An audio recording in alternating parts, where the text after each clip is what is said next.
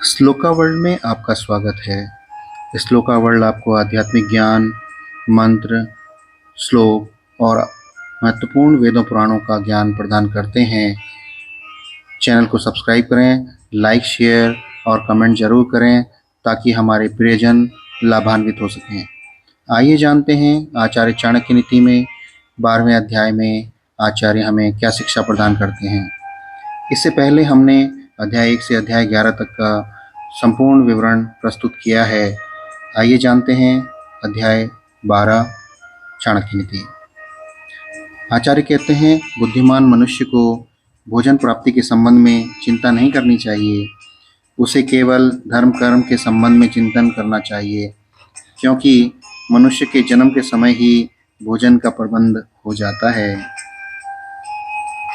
उसी का घर सुखी हो सकता है जिसके पुत्र और पुत्रियां अच्छी बुद्धि से युक्त हों, जिसकी पत्नी मृदुभाषिणी हो, जिसके पास परिश्रम हो, ईमानदारी से पैदा किया हुआ धन हो, अच्छे मित्र हों, अपनी पत्नी के प्रति प्रेम और अनुराग हो, नौकर चाकर आज्ञा का पालन करने वाले हों, जिस घर में अतिथियों का आदर सम्मान होता है, कल्याणकारी परमेश्वर की उपासना होती है, दिन में प्रतिदिन अच्छे मीठे भोजन और मधुर पेय पदार्थों की व्यवस्था होती है तथा सज्जन पुरुषों का संग अथवा संगति करने का अवसर मिलता है, ऐसा गृहस्थ आश्रम धन्य है, प्रशंसा के योग्य है। आदर्श गृहस्थ का रूप स्वरूप कैसा होना चाहिए, इस ओर आचार्य ने बताया है कि दयालु और करुणा से युक्त मनुष्य दुखी ब्राह्मणों को श्रद्धा से जो कुछ भी दान देता है, वह दान देने वाले को उतना प्राप्त नहीं होता। प्रभु की कृपा से उनमें काफ़ी वृद्धि होती है। वह दान देने वालों को भली प्रकार मिलता जाता है। दान देने से उनका और वृद्धि होती है। कबीर आदि संतों ने भी इसी में कहा है कि दान दिए धन न घटे, अर्थात दान करने से दान देने वालों के धन में कमी नहीं आती, बल्कि उनके पुण्य के रूप में वृद्धि की हुई होती है। अपने बंधु बांधवों के साथ वही व्यक्ति सुख से रह सकता है जो उनके साथ सज्जनता और नम्रता का व्यवहार करता है, दूसरे लोगों पर दया, दुर्जनों के प्रति भी उनके अनुकूल व्यवहार करता है, दुर्जनों के प्रति जो कठोर होता है और विद्वानों के साथ सरलता से पेश आता है, जो शक्तिशाली लोगों के साथ शूरवीरता और पराक्रम से काम लेता है, गुरु, माता पिता और आचार्य के प्रति जो सहनशीलतापूर्ण व्यवहार रखता है तथा स्त्रियों के प्रति अधिक विश्वास न करके उनके प्रति चतुराईपूर्ण व्यवहार करता है, वही कुशलतापूर्वक इस संसार में रह सकता है। आचार्य कहते हैं, जिसके दोनों हाथ कभी दान आदि के कार्य में नहीं लगे, अर्थात जिनके जीवन में कभी दान न दिया हो, कानों से वेद आदि शास्त्रों का श्रवण न किया, अर्थात उनसे द्वेष करता रहा हो, अपने दोनों नेत्रों से सज्जन पुरुषों के दर्शन नहीं किए, पैरों से कभी तीर्थ यात्रा नहीं की, माता पिता तथा आचार्य के प्रति सेवा के लिए उसके पास कभी न गया हो, जिसने अन्याय से धन इकट्ठा करके अपनी आजीविका चलाई हो, इतने पर भी जो आदमी अभिमान से सर उठाकर चलता है, ऐसे व्यक्ति को आचार्य कहते हैं कि हे गीदड़ के समान है नीच मनुष्य, तू नीच लोगों से भी नीच है, तू अत्यंत दयनीय है, इसलिए जितनी जल्दी हो सके इस शरीर को त्याग दे और तेरे इस प्रकार के जीवन से तो मर जाना ही अति उत्तम है। आचार्य कहते हैं, यदि किरील नामक पौधे पर पत्ते नहीं निकलते तो इसमें वसंत ऋतु का क्या दोष है। यदि उल्लू को दिन में नहीं दिखाई देता तो इसमें सूर्य का क्या दोष है। यदि चातक की चोंच में वर्षा का पानी नहीं टिकता तो इसमें बादल का क्या दोष है। संसार को बनाने वाले ब्रह्मा ने मनुष्य के भाग्य में जो कुछ लिख दिया है उसे कोई नहीं मिटा सकता, वह उसे अवश्य भोगना पड़ता है। आचार्य कहते हैं, जिसके भाग्य में जो कुछ लिखा है उसे कोई नहीं मिटा सकता। इसमें आचार्य भाग्यवादी भी नहीं है, सज्जनों के सत्संग से दुर्जन मनुष्य भी सज्जन हो सकता है, परंतु सज्जन पुरुषों में दुष्टों की संगति से दुष्टता वैसे ही नहीं आती जैसे फूल से उत्पन्न होने वाली सुगंध में मिट्टी में तो आती है, परंतु मिट्टी की गंध फूल में नहीं आ पाती है। इसका अभिप्राय यह है कि जिसका जो स्वाभाविक वास्तविक स्वभाव है उसमें परिवर्तन नहीं होता, अर्थात ऐसा स्वभाव जो परिवर्तनशील है नहीं है श्रेष्ठ माना जाता है। यदि स्वभाव परिवर्तनशील है तो वह श्रेष्ठ नहीं माना जाएगा। दुष्ट का सज्जन के संग से सज्जन बन जाना, दुष्ट के संग से सज्जन का सज्जन बने रहना इस बात की पुष्टि करता है कि सज्जनता मनुष्य का सच्चा स्वभाव है। सज्जन पुरुष के दर्शन से पुण्य प्राप्त होता है, क्योंकि साधु पुरुष अपने आप में साक्षात तीर्थ स्वरूप हैं। जो तीर्थ तो अपने समय पर ही अनुसार फल देता है, परंतु साधुओं का संग करने से जल्दी ही मन की आशाएं पूर्ण हो जाती हैं। आचार्य कहते हैं, कोई राही अथवा किसी यात्री किसी नगर में पहुंचकर किसी ब्राह्मण से पूछता है कि हे ब्राह्मण, मुझे बताओ कि इस नगर में कौन सबसे महान है। उस ब्राह्मण ने उत्तर दिया कि ताड़ के वृक्षों का झुंड। यात्री ने फिर प्रश्न किया कि इस नगर में दाता कौन है। उसे उत्तर मिला, धोबी ही यहाँ सबसे बड़ा दाता है, जो प्रातःकाल कपड़े धोने अथवा रंगने के लिए ले जाता है और सायंकाल लौटा देता है। यात्री ने फिर पूछा, इस नगर में चतुर व्यक्ति कौन है। तो ब्राह्मण ने उत्तर दिया कि इस नगर में सभी व्यक्तियों को दूसरों का धन और उनकी स्त्री का हरण करने में चतुर हैं। यात्री ने पूछा कि ऐसी अवस्था में तुम्हारा जीवन यहाँ कैसे बीतता है। उसने उत्तर दिया कि मैं विष में पैदा होने वाले कीड़े के समान हूँ, जो उसी से उत्पन्न होता है और फिर भी विष के प्रभाव से मुक्त रहता है। विष का उसके ऊपर कोई असर नहीं होता। मैं उसी प्रकार इन लोगों के साथ जीवन व्यतीत कर रहा हूँ। आचार्य कहते हैं, जिन घरों में ब्राह्मणों के पांव धोने से जल से कीचड़ न हुआ हो, जहाँ वेद आदि शास्त्रों के पाठ न होते हों, जिसमें स्वहा स्वधा इन शब्दों का उच्चारण न होता हो, वे घर शमशान के समान हैं। जिन घरों में ब्राह्मणों अथवा विद्वानों का आदर सत्कार नहीं होता, वहाँ वेद आदि शास्त्रों की ध्वनि नहीं गूंजती। जिस घर में अग्निहोत्र या होम आदि शुभ कार्य नहीं होते, उसे शमशान के समान समझना चाहिए।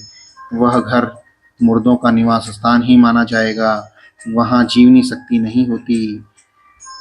आचार्य कहते हैं, किसी संसारिक पुरुष से किसी संत महात्मा को अत्यंत आनंद की स्थिति में देखकर उसके बंधु बांधवों के बारे में पूछा तो संत ने उत्तर दिया कि सत्य ही मेरी माता है और ज्ञान ही मेरा पिता है, धर्म ही मेरा भाई है और दया ही मेरी बहन है, शांति ही मेरी पत्नी है और क्षमा और सहनशीलता मेरे पुत्र हैं। यह 6 ही मेरे परिवार के सदस्य हैं, मेरे बंधु बांधव हैं और रिश्तेदार हैं। संत महात्मा के यह उत्तर अति उत्तम है। यह शरीर अनित्य है अथवा नाशवान है। धन संपत्ति भी सदा किसी के पास स्थिर नहीं रहती। मृत्यु सदैव प्रत्येक के पास रहती है। इसलिए प्रत्येक व्यक्ति को धर्माचरण करना चाहिए। मनुष्य जानता है कि जिसने इस संसार में जन्म लिया है वह मरेगा भी अवश्य।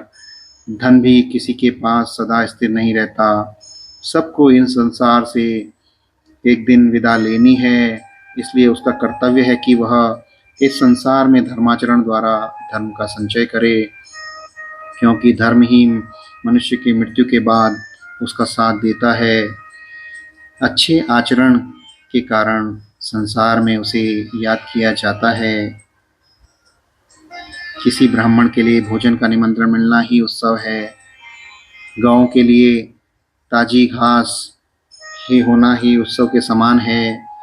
पति में उत्साह की वृद्धि होते रहना ही स्त्रियों के लिए उत्सव के समान है। और मेरे लिए तो श्री कृष्ण के चरणों में अनुराग ही उत्सव के समान है। जो व्यक्ति दूसरों की स्त्रियों को माता के समान देखता है, दूसरों के धन को मिट्टी के समान, ठेले के समान समझता है और संसार के सभी प्राणियों को अपनी आत्मा के समान देखता है, वास्तव में वही यथार्थ को देखता है।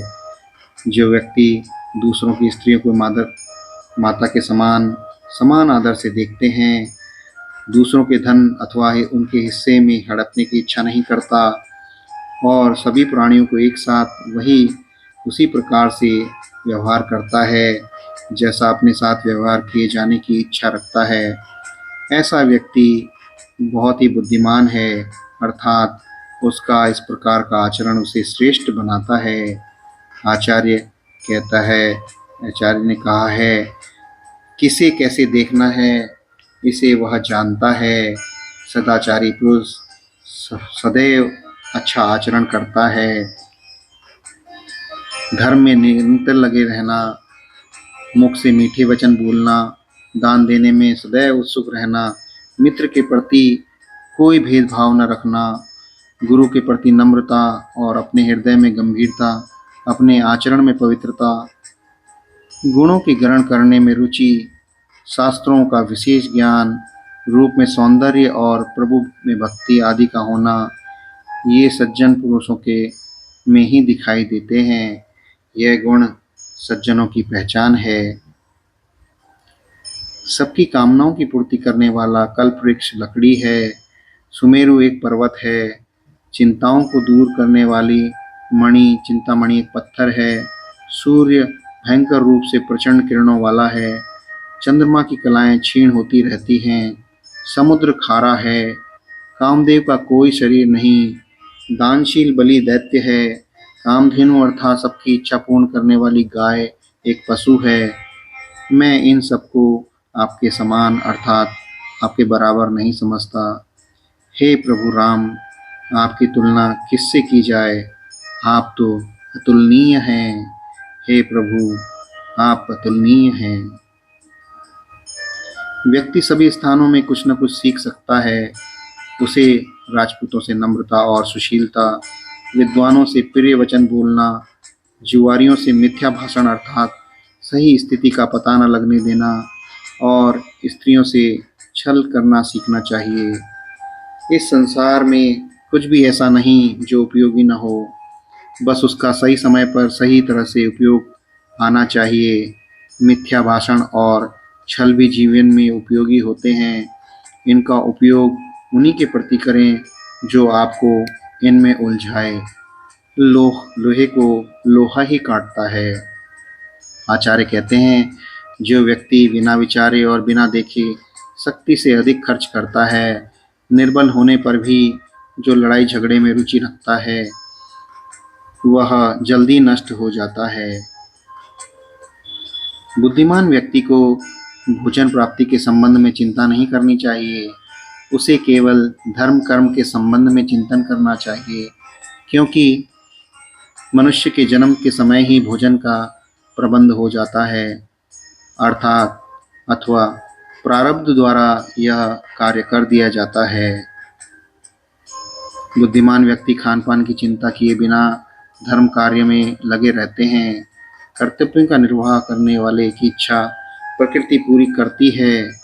आचार्य कहते हैं, उन्हें भाग्यवादी मानने की भूल नहीं करनी चाहिए। यहाँ आचार्य कहना चाह रहे हैं कि व्यक्ति को अपने कर्तव्यों का पालन करना चाहिए। कर्तव्यों की दिशा यदि सही हो तो उसकी कामनाओं की पूर्ति सहज ही होने लगती है। कई संतों महापुरुषों ने इस कथन को जीवन में उतारने का बात कही है। जैसे बूंद बूंद से घड़ा भर जाता है, उसी प्रकार निरंतर इकट्ठा करते रहने से धन, विद्या और धर्म की प्राप्ति होती है।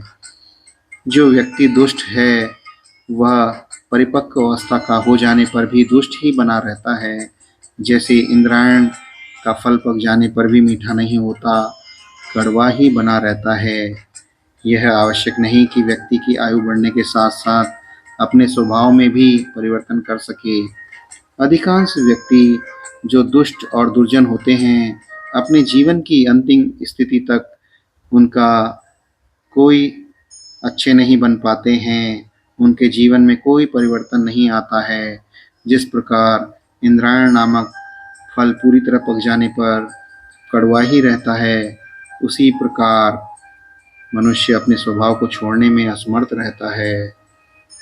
अध्याय का सार बताते हुए आचार्य चाणक्य कहते हैं कि उस गृहस्थ को सुखी बताते हैं जिसके घर में मंगल कार्य होते रहते हैं, जिसकी संतान बुद्धिमान हो, पत्नी मधुर भाषिणी हो, जिसने सत्कर्मों से धन की प्राप्ति की हो, जिसके मित्र समय पर उसका साथ देने वाले हों, नौकर आदमी आदि उसकी आज्ञा का पालन करने वाले हों, जहाँ अतिथियों का आदर सत्कार स्वागत होता हो, जो गृहस्थ नित्य नियम से प्रभु की उपासना करता हो और जिस घर में प्रतिदिन श्रेष्ठ स्वादिष्ट भोजन बनता हो, ऐसी गृहस्थी ही प्रशंसनीय होती है। अर्थात ऐसा गृहस्थ सदैव सुखी रहता है। दान का महत्व बताते हुए आचार्य कहते हैं, अनेक स्थानों पर कहा है कि दान देने से धन में कमी नहीं होती। हाँ, योग्य और विद्वान को ही दान देना चाहिए, क्योंकि ऐसे व्यक्ति को दिया हुआ दान कई गुना होकर मिलता है।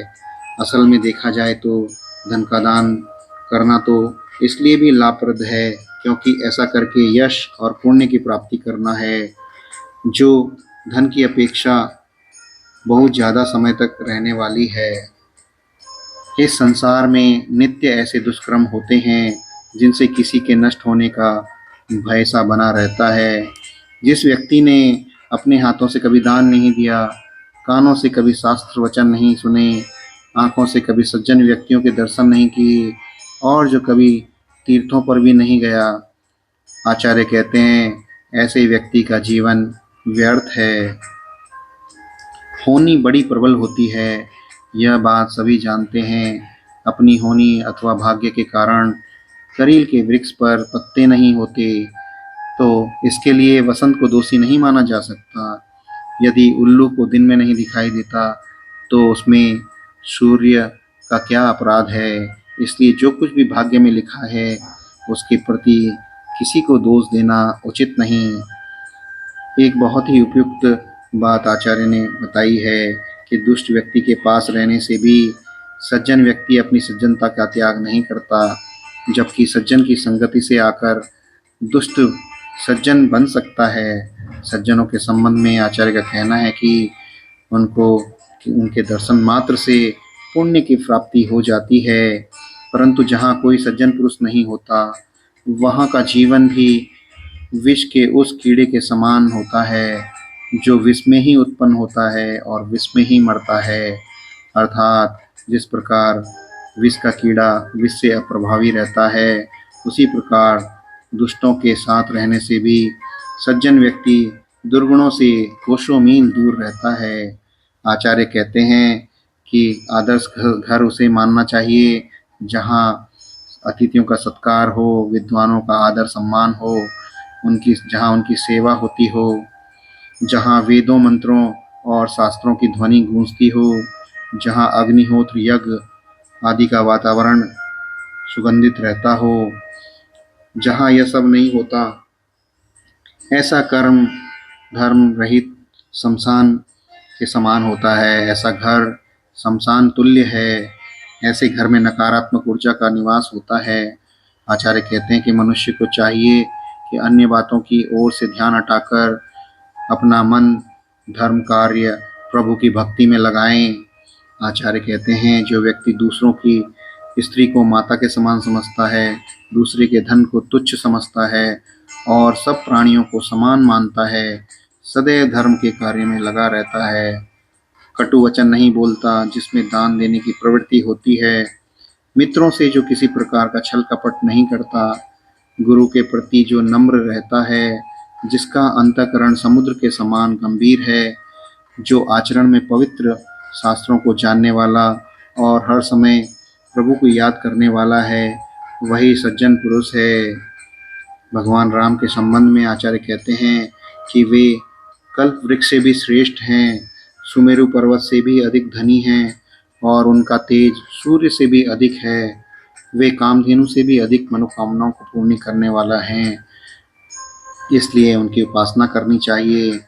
आचार्य श्री राम भगवान को मर्यादापूर्ण जीवन तथा नीतियों से प्रभावित हैं और वो भगवान की तुलना एक मर्यादापूर्ण जीवन जीने के लिए ही उन्होंने आचार्य चाणक्य उनसे प्रभावित थे और भगवान राम की उपासना करने के लिए ही हमें प्रेरित करते हैं। जय श्री राम। इसी प्रकार आचार्य चाणक्य हमें अध्याय 11-12 में यही संदेश और शिक्षा प्राप्त देते हैं, प्रदान करते हैं। इस प्रकार अध्याय 12 समाप्त हुआ। ओम नमः शिवाय। हर हर महादेव।